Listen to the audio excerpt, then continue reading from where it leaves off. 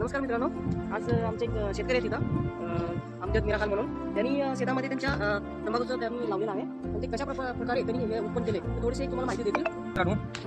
शेतकरी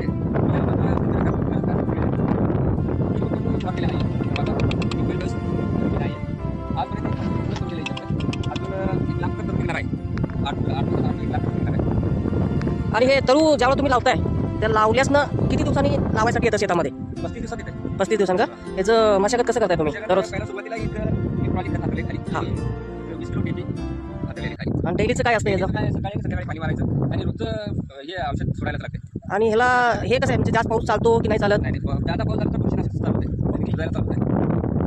सकाळी रोज एक सकाळी फवारणी राहते. पाणीवाल्या मग फवारणी करतो. ओके, धन्यवाद मित्रांनो. हा व्हिडिओ आवडला असेल तर लाईक करायचा आणि जेणेकरून ज्यांना तरू पाहिजे असेल ते आमच्या करजगा गावामध्ये अमजद मीरा खान आहेत, त्यांच्या शेतामध्ये तुम्ही बघून जाऊ शकता.